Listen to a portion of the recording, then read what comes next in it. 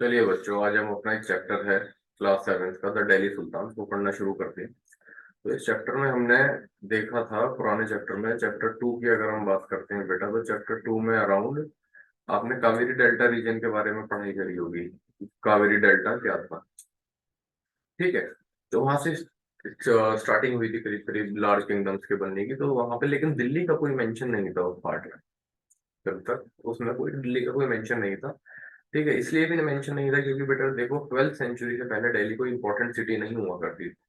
तो अगर हम बात करें तो 12th सेंचुरी से पहले दिल्ली एक इंपॉर्टेंट सिटी नहीं थी, इसलिए उसके बारे में हमें ज्यादा कुछ जानने को भी पढ़ने को नहीं मिलता।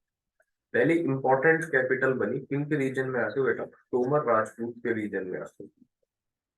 तोमर राजपूत ने सबसे पहले इसे अपनी कैपिटल बनाया था दिल्ली को। ठीक है, who were defeated in the middle of the 12th century by Chauhan. और इन्हें किन्होंने हरा दिया? इन्हें तोमर को हरा दिया बेटा चौहान ने। ठीक है, जिनको एक नाम और दूसरे आपको पढ़ने को मिल सकता है जगह जगह पे कि चहमांस बोले जाते थे। ये कहाँ के थे चहमांस? ये अजमेर से बिलोंग करते थे।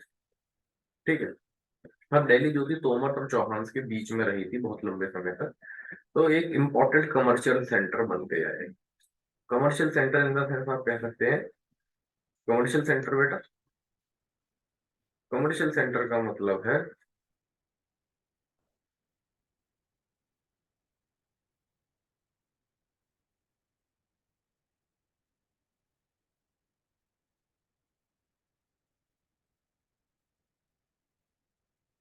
कमर्शियल सेंटर का मतलब है बेटे कि जहाँ पे बहुत सारी ट्रेड एक्टिविटीज हुआ करती है। ठीक है। अब ये तो बात होगी कि दिल्ली को रूल किसने किया था। सबसे पहले तोमर्स ने किया था, उसके बाद चौहान आ गए थे जिन्हें चौहान बोला जाता था जयपुर के। लेकिन यहाँ पे एक इसने हमें एक हिंट दिया कि देखिए यहाँ पे दिल्ली क्या है, कमर्शियल सेंटर बनती है। कमर्शियल सेंटर बनती है तो मतलब वहाँ पे ट्रेडमैन मर्चेंट्स भी हुआ करते होंगे। उन ट्रेडमैन जो होते थे, जो ट्रेडमैन हुआ करते थे, जो मर्चेंट्स हुआ करते थे, उन्हें जैना बोला जाता था। जैन्स जिन्हें हम जानते हैं वो हुआ करते थे। अभी जेंट्स क्या करते थे? ये जेंट्स बहुत रिच हुआ करते थे बेटा, ट्रेड करके उनके पास पैसा बहुत हुआ करता था आज के जमाने के जैसे ही। ठीक है, कंस्ट्रक्ट सेवरल टेम्पल्स, इन्होंने बहुत सारे मंदिर बनवाए। ठीक है, कॉइन्स मिंट करवाए, जिन कॉइन को नाम दिया गया क्या? दहली वार। इन सिक्कों का नाम दहली वार रखा गया। तो हम थोड़ा सा नीचे चलते हैं, हम देखते हैं the transformation of Delhi into a capital that controlled vast area of subcontinent started with the foundation of Delhi Sultanate in the beginning of 13th century। कहते जो हम देखेंगे कि ट्रांसफॉर्मेशन दिल्ली क्या से क्या चेंज हो चुकी है आज के जमाने में। उसकी शुरुआत कब हुई थी? उसकी शुरुआत हुई थी 13th सेंचुरी में। और जब दिल्ली सल्तनत बनने से पहले की शुरुआती दौर की बात है बेटा ये। ठीक है, दिल्ली सल्तनत बनने के शुरुआती दौर की बात है। अब हम देखते हैं यहाँ पे, आगे नीचे चलते हैं। ठीक है, अब दिल्ली सुल्तान built many cities in the area that we know as Delhi। Look at map one and locate Delhi एक पूना, सीरी एंड जहांपना। देखो बेटा, ये रही दिल्ली ई खूना।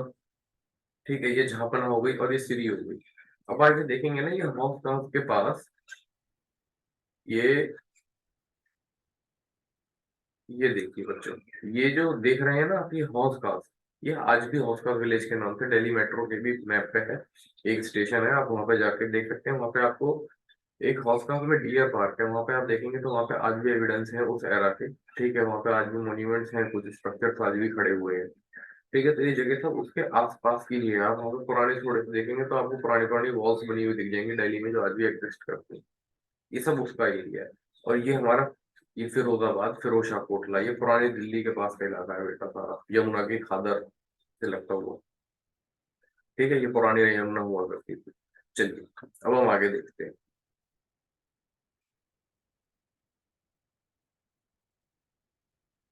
ठीक है, तो उन्होंने बहुत सारी चीजें बनाई जिनको आज हम दिल्ली के अंदर ही इंक्लूड करते हैं। खैर तो दिल्ली की टेरिटरी बहुत बड़ी हो गई, लेकिन अगर हम मुगल हिस्ट्री तक की भी बात करें तो दिल्ली सिर्फ और सिर्फ पुरानी दिल्ली तक ही सीमित रही थी। उसके बाद आगे इतनी ज्यादा फैली हुई नहीं थी। आज तो एनसीआर कैपिटल रीजन बहुत बड़ा हो चुका है। देखिए बच्चों, यहाँ बात करते हैं रूलर्स ऑफ दिल्ली की। टेबल वन में देखिए आप, राजपूत डायनेस्टी आती है। सबसे पहले तोमर्स देखने को मिलेंगे आपको। ठीक है, तोमर्स के बाद अंग देखने को मिलेंगे, फिर चौहान, और फिर उसके बाद बेटा पृथ्वीराज चौहान। अब इनके ईयर्स बहुत इंपॉर्टेंट है। देखिए कि तोमर जो है वो 1165 तक आए थे, अर्ली 12th सेंचुरी से। फिर अंगपला 1130 से 1145। चौहान 65 से 92 और फिर पृथ्वीराज चौहान 75 से 1192 तक। देखिए तो हम कह सकते हैं कि चौहान का टाइम पीरियड थोड़ा सा ज्यादा था कंपैरेटिवली तोमर और रंगों का के। लेकिन ये थी सिर्फ राजपूत डायनेस्टी की बात। इसके बाद राजपूत डायनेस्टी के बाद कौन आती है बेटा?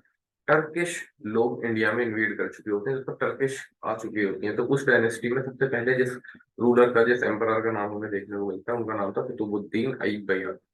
कुतुबुद्दीन ऐबक, जो 1206 से 1210 तक रहते हैं। सबसे पहले इन्वेडर यही। चलिए इनके बारे में हम थोड़ा सा देखते हैं। ठीक है।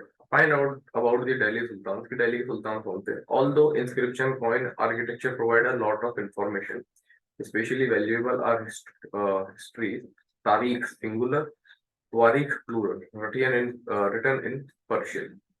देखिए कि हमारे पास ऐसे तो बेटा बहुत सारे इंस्क्रिप्शन कॉइन्स आर्किटेक्चर हैं जो हमें बहुत इंफॉर्मेशन प्रोवाइड करते हैं उस पर्टिकुलर एरा की, लेकिन कुछ हिस्ट्रीज भी हैं जो कि मतलब रिटर्न फॉर्म में, टेक्सचुअल फॉर्म में लिखी गई हैं, जिनको सिंगुलर अगर हम बात करें तो तारीख बोलते हैं, और प्लूरल में बात करें तो उनको तारीख बोलते हैं। और ये कौन सी लैंग्वेज में लिखी है? ये पर्शियन में है। ठीक है। पर्शियन जो थी उस टाइम में लैंग्वेज ऑफ एडमिनिस्ट्रेशन थी दिल्ली सुल्तान, दिल्ली में, जब टर्किश लोग आए थे। ठीक है। अब आप इस इमेज में देख सकते हैं। इस इमेज में आप देखेंगे कि ये ना तारीख है, ये लोग जो काम कर रहे हैं ये तारीख बना रहे हैं। ठीक है। अब यहाँ पे आप देखिए एक तरीके से क्या हो रहा है, देखो preparation the paper, writing the text, ये यहाँ पे पेपर प्रिपेयर हो रहा है, यहाँ पे टेक्स्ट बनाए जा रहे हैं पर्शियन लैंग्वेज में। Melting gold to highlight important dates और words and passages, preparing the binding. देखिए यहाँ पर गोल्ड को मेल्ट करके इंपॉर्टेंट डेट्स को हाईलाइट करने के लिए हाईलाइटर यूज किया जा रहा है। और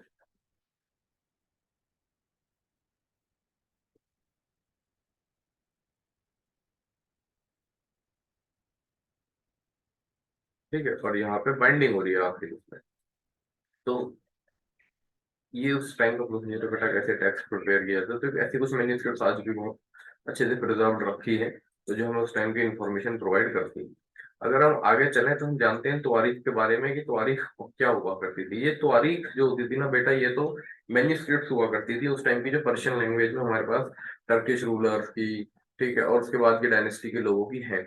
लेकिन इन तारीख को बनाने वाले कौन लोग होते थे? अगर हम उस टाइम में बात करें, जो तारीख को बनाने वाले लोग होते थे वो बहुत ही, तारीख, द ऑथर्स ऑफ तारीख वर लर्न्ड मैन, ये लोग बहुत ज्ञानी इंसान हुआ करते थे उस टाइम के। सेक्रेटरीज, एडमिनिस्ट्रेटर, पोएट्स, कोर्टियर्स, ठीक है, ऐसे लोग हुआ करते थे। एडवर्टाइज रूल, ठीक है, रूलर्स के बारे में बहुत एडवर्टीज किया करते थे, उनकी गवर्नेंस, उनकी तारीफें किया करते थे। Emphasising the importance of just rule, मतलब उनकी तारीफ, उनकी एक तरीके से आप कह सकें तो उनकी इमेज को पोर्ट्रे करने का काम यही लोग करते थे इन द फॉर्म ऑफ तारीख।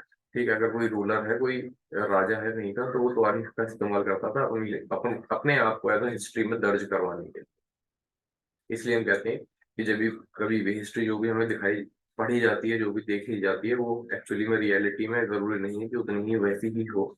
ठीक है। क्योंकि जो आखिरी में रूल करता है बेटा, लास्ट रूलर जो होता है, वो अपने से पहले लोगों के अवशेषों को मिटा दिया है। ठीक है। अब हम बात करते हैं द सर्कल ऑफ जस्टिस, यानी एक काइंड ऑफ तारीख जो होती है उसी का एक ये आपके लिए पैरा निकाल के दिया हुआ है। देखो, Fakhr e Mudabbir wrote in 13th century, 13th century की ये है। और इसमें लिखा है कि king cannot survive without soldier, कि एक किंग जो है सोल्जर्स के बिना सर्वाइव नहीं कर सकता। सोल्जर्स बिना सैलरी के सर्वाइव नहीं कर सकते। सैलरीज कहाँ से आएंगी? जो रेवेन्यू कलेक्ट किया जाएगा, किससे कलेक्ट किया जाएगा बेटा? पीजेंट्स यानी फार्मर्स से, किसानों से। ठीक है। But peasant can pay revenue only when they are prosperous and happy. और पीजेंट्स कब रेवेन्यू पे कर पाएंगे? जब वो प्रॉस्परस होंगे और हैप्पी होंगे।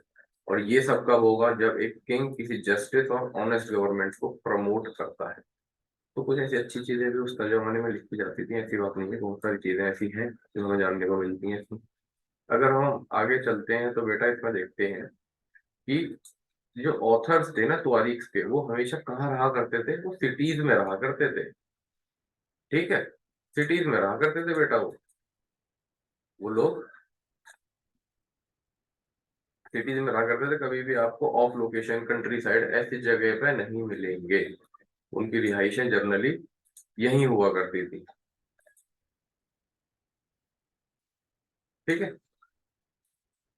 अब अगर हम आगे चले कि they wrote often wrote their histories for sultan in hope of rich award. अब ये जो ऑथर्स हुआ करते थे ना तारीख के, अब हर किसी को क्या होता है ना बेटा, देखो हमेशा एक चीज ध्यान रखना कि मॉनेटरी वैल्यू, पैसा बहुत एक इंपॉर्टेंट रोल प्ले करता है आपकी लाइफ में। मैं ये नहीं कहूंगा कि हर चीज पैसा ही होती है, लेकिन हाँ फिर भी एक बहुत इंपॉर्टेंट रोल प्ले करता है।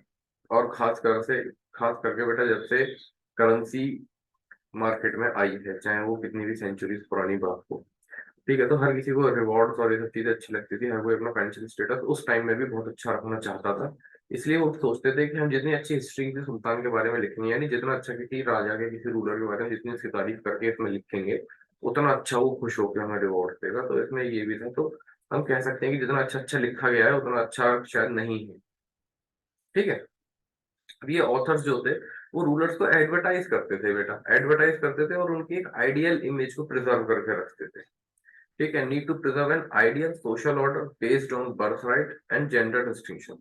तो यही कुछ लोग थे जिन्होंने शुरुआती समाज में हमारे, अगर हम देखें तो एक आइडियोलॉजी एक सोशोलॉजी इन्हीं लोगों के वैसे कुछ एक जो कहते हैं हम आज भी हमारे समाज में अस्तित्व रखती हैं, वो यही है कि एक वो बर्थ राइट से लोगों को जो चीजें मिलती हैं उस टाइम में थी कि राजा का बेटा ही राजा बनेगा। जेंडर डिस्टिंक्शन भी थी, जेंडर डिस्क्रिमिनेशन भी हम कह सकते हैं कि एक की कोई लड़की है तो अगर वो राजा नहीं बन सकती, वो रूल नहीं कर सकती किसी स्टेट को किसी कंट्री को। और ये चीज हम आगे एग्जाम्पल देखने को मिलेगा कि एक रजिया सुल्तान नाम की रूलर हुआ करती थी, इंडिया की सबसे पहली फीमेल रूलर थी जिन्होंने दिल्ली सल्तनत को रूल किया था। और हार्डली वो मेरे ख्याल से 4 साल ही रूल कर पाई थी। और उनको सबसे पहले हटाने में, जो हटाने वाले लोग थे उनमें सबसे पहले उनके अपने ही थे, जिन लोग की कुछ इसी तरीके की आइडियोलॉजी थी।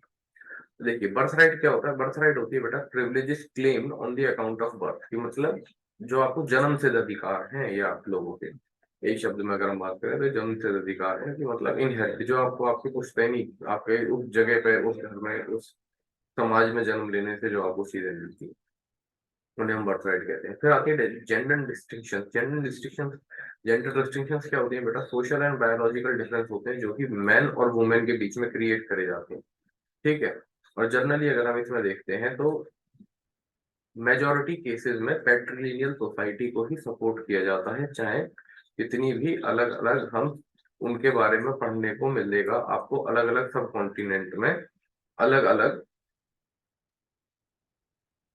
कम्युनिटीज के बारे में देखने को मिलेगा, लेकिन पेट्रियार्कल फैमिलीज ज्यादा ही आपको एग्जिस्ट करती हुई मिलेंगी। लेकिन ऐसा भी नहीं है, इंडिया के अंदर बहुत सारी मेट्रिलिनियल सोसाइटीज भी आपको देखने को मिलेंगी जो बहुत अर्लियर टाइम से एग्जिस्ट करती आ रही हैं। जैसे कि अगर आप देखेंगे तो आपने साउथ में एक सरनेम सुना होगा लोगों का, नायर नाम से। ठीक है। तो नायर जो है वो मेट्रिलिनियल कम्युनिटी है बेटा। एक ऐसी असम में खासो और गारो हिल्स हैं, दो पहाड़ियां हैं जिनका नाम है खासो और गारी, खासी और गारो, सॉरी सॉरी, खासी और गारो दो हिल्स हैं। इन हिल्स पे दो ट्राइब रहती हैं, खासी हिल पे खासी ट्राइब रहती है और गारो हिल पे गारो ही ट्राइब रहती है। ठीक है। ये दोनों ट्राइब जो है ये भी मैट्रिलिनियल है, ये अपने नाम के पीछे अपनी माता जी का नाम लगाते हैं। और ये जो राइट्स पेरेंट्स और हमारे घरों में एल्डरली मेल को मिलते हैं, वही सेम राइट्स यहाँ पे एल्डरली फीमेल के पास होते हैं। अब चलिए आगे चलते हैं।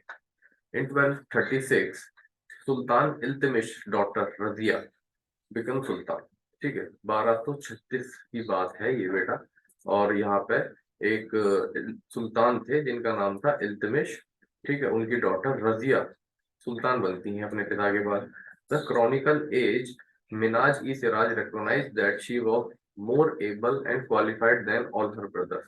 तो एक क्रॉनिकल थे, क्रॉनिकल्स वो लोग हुआ करते थे बेटा जो उस जमाने में एक तरीके से कहते हैं हम उस जमाने के स्कॉलर्स जो मैथ्स में बनाया करते थे, टेक्स्ट लिखा करते थे, वो हुआ करते थे क्रॉनिकल। तो उस टाइम के क्रॉनिकल जो थे, मेनाजी सराज, उन्होंने इस चीज को रिकॉग्नाइज किया था कि जो रदिया है वो अपने बाकी भाइयों से बेहतर है चीजों में। But he was not comfortable at having a queen as a ruler. लेकिन वो ये नहीं चाहते थे कि कोई एक लेडी राज करे। ठीक है। नॉट वर द नोबल्स, और ना कि उस जमाने के नोबल्स जो हुआ करते थे, ना ही वो चाहते थे इस चीज को। तो नोबल्स यानी उस टाइम के लोग, वो लोग बेटा जिनके पास बहुत पैसा हुआ करता था, या जो राजा की किंगडम में या राजा की कोर्ट में एक हायर पोजीशन होल्ड करते थे, वो लोग नहीं चाहते थे कि कोई लेडी उन सबको रूल करे। और इसी कारणवश 1240 में, जस्ट 4 साल बाद बेटा, उन्हें थ्रोन से हटा दिया गया। ठीक है। यही एग्जाम्पल मैं आपको पहले समझाने की कोशिश करता था। अब देखिए यहाँ पे एक नीचे टेक्स्ट दे रखा है, इसमें कुछ लिखा है कि मिराज ई सिराज ने क्या जाना, क्या सोचते थे वो रजिया के बारे में। तो वो कहते थे कि Minhaj i Siraj thought the queen rule went against the ideal social order created by God. अब ये क्या कह रहे हैं कि जो सोशल ऑर्डर है, ठीक है, वो बाहर है, ये मतलब गॉड इनको अलाउ नहीं करते कि कोई वुमेन रूल करे, ठीक है, या कोई वुमेन मैन को सबॉर्डिनेट करे। He therefore asked in the registers of God creation, since her account did not fall under the column of man, how did she gain from all her excellent qualities? तो वो ये पूछते हैं, किससे? भगवान से पूछ रहे हैं, यानी अपने अल्लाह से पूछ रहे हैं वो। और ये कह रहे हैं कि जब इसका नाम आदमियों के कॉलम में नहीं है, तो इसको इतनी सारी क्वालिटीज कहाँ से मिली? On her inscription and coin Razia mention that she was daughter of sultan Iltutmish. ठीक है, रजिया ने जो अपने कॉइन्स मिंट करवाए थे, उसके अपने कॉइन्स के ऊपर ये चीज बखूबी दिखाई गई थी, उसने दिखाई थी, शो करी थी कि वो इल्तमिश की बेटी है। ठीक है, it was in the contrast to queen Rudrama Devi. अब ये किसके कॉन्ट्रास्ट में थे? ये क्वीन रुद्रमा देवी जो थी ये, ठीक है, ये इनके कॉन्ट्रास्ट में थे, जो कि 1262 से 1289 तक जिनकी रूल चला था। और ये वरंगल में थी उस टाइम में, ठीक है, काटिका डायनेस्टी ऑफ वरंगल की रूलर थी, जो आज के टाइम में अगर हम बात करें तो बेटा आंध्र प्रदेश है। ठीक है, अब ये रुद्रमा देवी जो थी, उन्होंने चेंज हर नेम और her inscription and pretended she was a man. ठीक है, लेकिन ये जो रुद्रमा देवी थी ना, इन्होंने अपना नाम, मतलब अपने आप को ऐसे प्रिटेंड नहीं किया कि वुमेन है, इन्होंने अपना नाम चेंज कर लिया। ठीक है, और अपने कॉइन्स पे अपनी जो भी चीजें मिंट करवाई उस पर इसको अलग अलग उस पर रखा। ये नहीं दिखाया गया कि ये मैं एज अ फीमेल रूलर हूँ। इसके कॉन्ट्रास्ट में रजिया सुल्तान ने इस चीज को शो किया कि वो किसकी बेटी है। अनदर क्वीन जो थी वो थी दिद्दा बेटा, जिनके बारे में हमें जानने को मिलता है इंडियन हिस्ट्री में। अभी दिद्दा जो थी, ये कश्मीर में रूल करती थी 980 से 1003 तक। Her title is interesting, it's come from the word Didda. अब जो इनका टाइटल है, ये दिद्दी वर्ड से आया है, जिसका मतलब क्या होता है? एल्डर सिस्टर, जो कि जनरली हम हिंदी स्पीकिंग लोग जानते ही हैं कि इसका मीनिंग क्या होता है। ठीक है, जनरली ये एक लव रूलर हुआ करती, उस टाइम में लोग इन्हें बहुत पसंद करते थे, जैसा कि इनके बारे में हमें जो पढ़ने को और जानने को चीजें मिलती हैं। अब अगर हम आगे चलते हैं बेटा, तो हम इसमें देखते हैं फ्रॉम गैरिसन टाउन टू, ये देखिए अब दिल्ली कितनी ज्यादा इस टाइम तक दिल्ली में के आसपास कितनी चीजें दिख रही हैं, मतलब दिल्ली डेवलप्ड है। ये सारी आपको रिवर दिखाई दे रही है, देखिए सतलुज, रावी, चिनाब, झेलम, इंदस, और ये चंबल, यमुना, गंगा, सारी नदियां हैं। ये अपना दिल्ली का मैप है उस टाइम पे। तो earlier 13th century, the control of Delhi sultans rarely went beyond heavily fortified towns occupied by garrisons। ठीक है, अब earlier tenth earlier early 13th century तक जो दिल्ली का कंट्रोल था, ठीक है, वो बहुत ज्यादा, मतलब were rarely went beyond heavily fortified towns, यानी कि ऐसा नहीं था कि दिल्ली बहुत ही बड़ी फोर्टिफाइड टाउन बन चुकी थी, बहुत बड़े बड़े किले थे, बहुत लार्ज आर्मी थी। ठीक है, the sultan seldom control the hinterland of the cities and were therefore dependent upon trade, tribute और plunder for supplies। तो ये दिल्ली एक टाइप की हिंटरलैंड, या हिंटरलैंड क्या होती है बेटा? ये वो लैंड होती है जो किसी सिटी और किसी पोर्ट के आसपास लगी हुई होती है, उसके साथ ही अ, होती है, और उस सिटी और उस पोर्ट की इकोनॉमिक एक्टिविटीज के ऊपर ही ये सस्टेन कर रही होती है। ठीक है, मतलब किसी सिटी के आसपास अगर कोई कमर्शियल एक्टिविटी हो रही है और वो कमर्शियल एक्टिविटी बहुत लार्ज स्केल पे है, ठीक है, तो आप देखेंगे कि उस सिटी की मेजोरिटी पॉपुलेशन कहीं ना कहीं उस सिटी और के उस कमर्शियल एक्टिविटी पे ही डिपेंडेंट होती है काम करने पे। जैसे कि अगर हम जाएं जमशेदपुर, तो जमशेदपुर में आप देखेंगे तो मेजोरिटी लोग जो है वो टाटा के अंदर ही एम्प्लॉयड है, वहीं काम कर रहे हैं। ठीक है, यही चीज अगर हम देखते हैं किसी पोर्ट सिटी में, जैसे कि विशाखापट्टनम में चले जाए, तो आपको बहुत लोग मिल जाएंगे जो विशाखापट्टनम पोर्ट पे ही जॉब करते हैं और वहीं आसपास की सिटी में के आउटस्कर्ट्स में रहते हैं। और यही सेम चीज इलाहाबाद में देखने को मिलेगी। इलाहाबाद में तो बेटा ये है कि अगर जितनी फैमिलीज रह रही है उसमें 70% फैमिली इलाहाबाद हाई कोर्ट में अपॉइंटेड, किसी न किसी पोस्ट पे वो इलाहाबाद हाई कोर्ट में काम कर रहे हैं। तो ये दो डिफरेंस आप समझिएगा कि हिंटरलैंड क्या होती है और गैरिस टाउन्स क्या होते हैं। Controlling garrison towns in distant Bengal Sindh from Delhi was extremely difficult. ठीक है, तो ऐसे गैरिसन टाउन को बंगाल से और सिंध से कंट्रोल करना ना बहुत मुश्किल हो रहा था रूलर्स के लिए, क्योंकि डिस्टेंस बहुत ज्यादा था।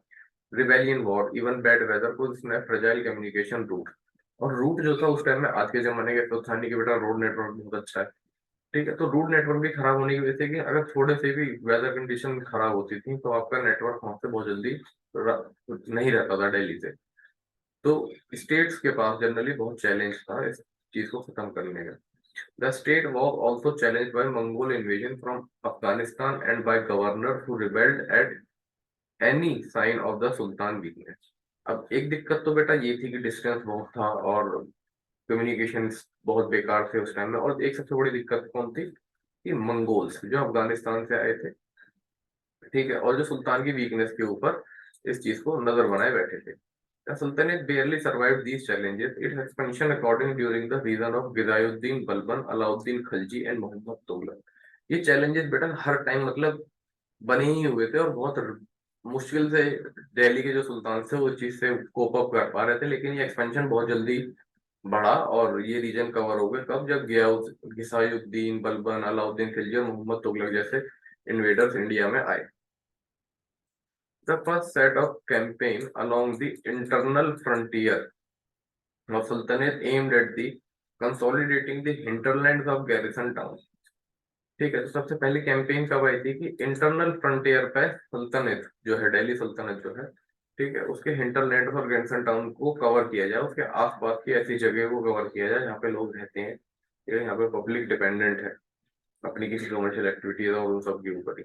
ठीक है। During these campaign forest were cleared in Ganga Yamuna doab and hunter gatherers specialist expelled from their habitat. तो इस टाइम में क्या हुआ गया कि बेटा जंगल काटे गए बहुत लार्ज अमाउंट में, ठीक है, आसपास के गंगा यमुना रीजन में। ठीक है। और इसकी वजह से बहुत सारे हंटर जो होते हैं, पेस्टलिस्ट यानी जो बेचारे मवेशी पालते थे, जानवर पाल के अपना जो गुजारा करते थे, जानवरों को शिकार करके जंगलों में शिकार करते थे लोग, उससे अपने घरों को गुजारा करते थे, उनके साथ बहुत उस समय अत्याचार हुआ। ठीक है। तो ये जो लैंड थी ना, ये जंगल काट के खेत बना दी गई और पीजेंट्स को दे दी गई बेटा एग्रीकल्चर पर्पसेस के लिए कि यहाँ पे आप लोग खेती करो। और खेती करेंगे तो new fortress town was established to protect trade routes and to promote regional trade. और जब ये खेती करी इन लोगों ने चीजें उगाई, इनसे रेवेन्यू लिया गया, इनसे पैसा बनाया गया, उस पैसे से ही उस पैसे को इस्तेमाल किया गया इस टाउन को एक फोर्ट का रूप देने के लिए और इन ट्रेड रूट्स को प्रोटेक्ट करने के लिए।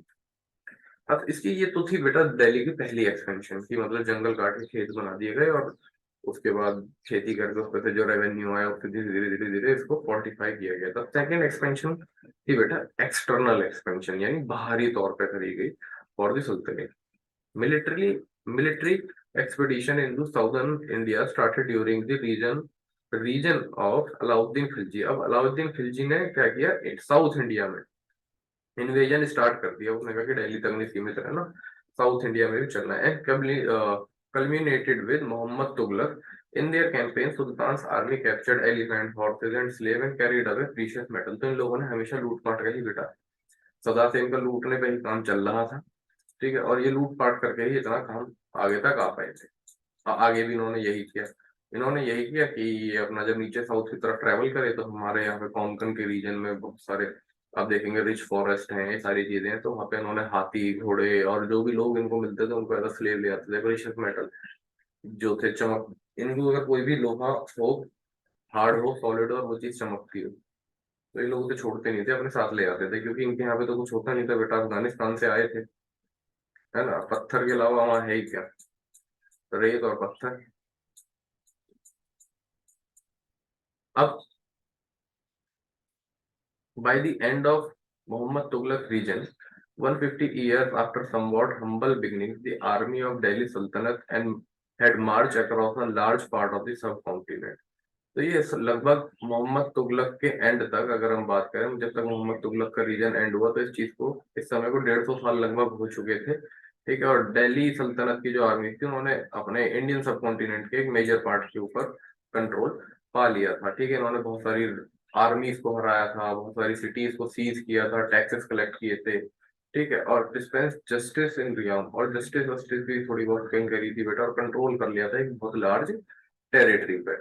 तो ये हिसाब रहा था। आज हम यहीं तक रखते हैं बेटा, आगे हम इसका पार्ट अगली क्लास में रिकॉर्ड करेंगे।